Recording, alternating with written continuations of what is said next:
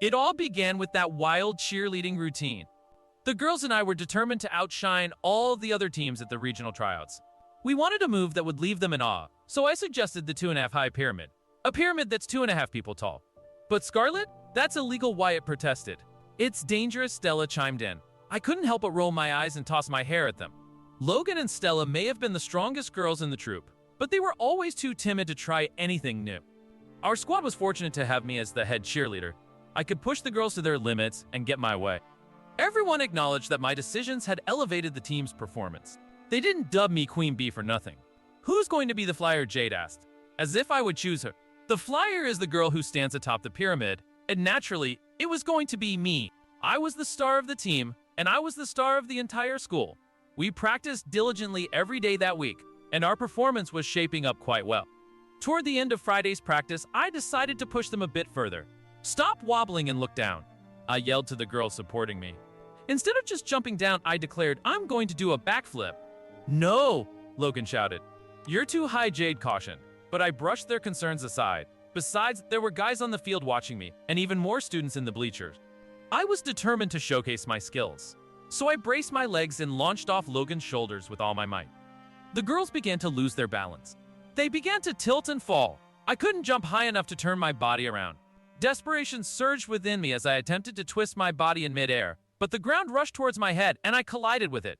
A loud thud echoing in my ears before everything went dark. The next thing I knew, I was lying on a hospital bed. Thank God you're awake, my mom exclaimed, her voice trembling before she rushed out to summon a nurse. At first, I couldn't recall what had transpired. Had I broken my neck, my spine?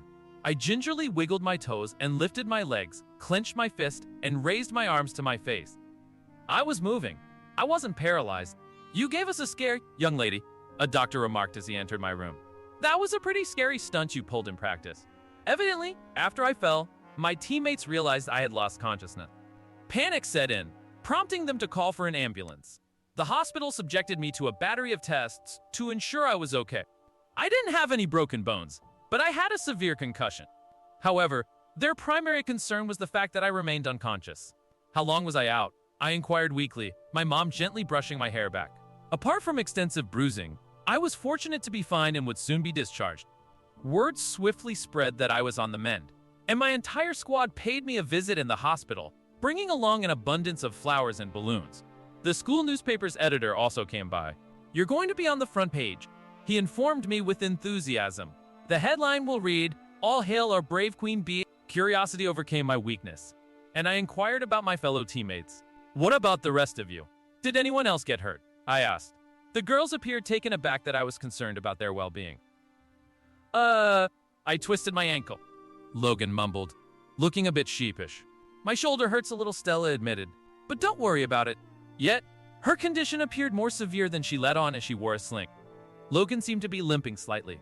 What's important is that our star is okay now, Jade chimed in, despite the bruised lip she sported. Everyone at school is asking about you. You were so brave and so daring to do that stunt. The attention was making me dizzy.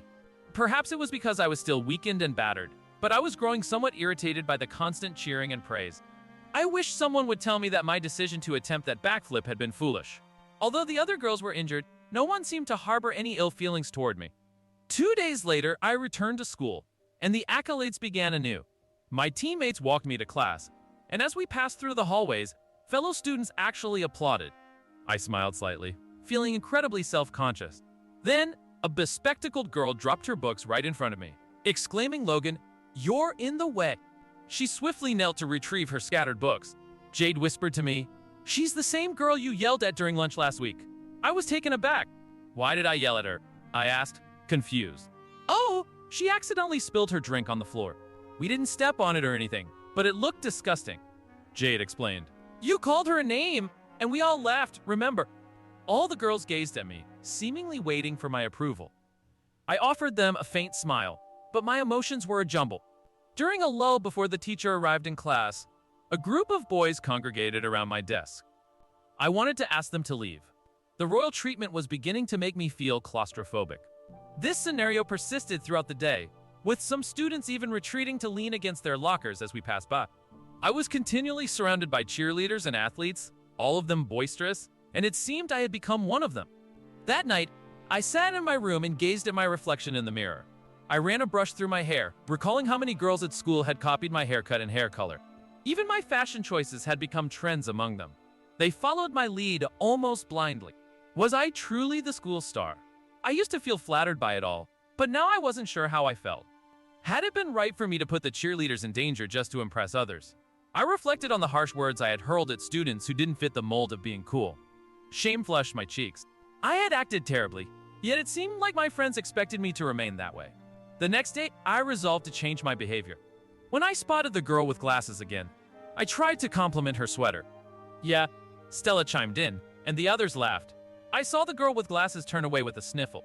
Stop laughing, I snapped. She wasn't bothering anyone. My outburst shocked all the students around us. Look, I added, I meant it as a compliment. Okay, I wasn't insulting her. And why is everyone being so mean and nasty? Logan mumbled an apology. That's just the way we do things here. Remember, it's the hierarchy. We're on top. She's at the bottom. Scarlet and Jade chimed in, expressing concern about my recent behavior. Are you all right, Queen Bee? Scarlet asked. Yeah, you've been acting a little strange lately. Jade added, do you want to skip school, Queen Bee? I responded, no, and stop calling me that. I pulled away from them and rushed to the bathroom. The other girls inside smiled shyly at me and stepped back. In fact, there was another girl heading for a stall, but she changed her mind and left when she saw me. What was happening to me? I turned on the faucet, letting the cold water splash across my face. Queen Bee, you seem different since your return, Wyatt commented as she walked through the door. I examined my reflection in the mirror and replied, who did I think I was back then? Who did I believe I was when I attempted that backflip? What was going through my mind? And why was I so unkind to the other kids at school? Wyatt sighed and said, enough, I yelled.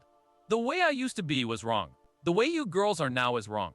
I'm tired of pretending to be someone I'm not. I'm tired of pretending to be the girl I once was. I'm tired of pretending to be the girl you expect me to be. I left the bathroom in tears and hurried home. I told my mom I still felt a little bruised, so she allowed me to stay in bed all day. There, I reflected on all the things I had done in the past with a sense of shame. The following day, I woke up early and carefully chose my clothes. I tied my hair back and skipped makeup. I went straight to the principal's office and had a lengthy conversation. As I exited his office, Mr. Gray said, "You're doing a good thing, Scarlet." On my way to class, I encountered the girl with glasses again. "Hi," I said. "I'm sorry about yesterday. They were laughing at you, and it was my fault. I didn't intend for that to happen." She mumbled, "That's okay." I extended my hand and introduced myself, saying, "I'm Scarlet, by the way." She replied, "I know."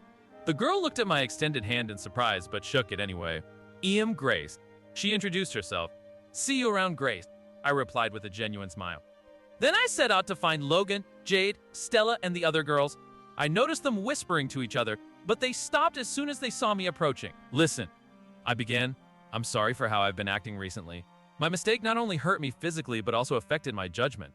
"Are you okay?" Logan asked with concern. "Yes," I replied. "I think I'm getting better. I just had a talk with Mr. Gray, and I've decided to step down as head cheerleader."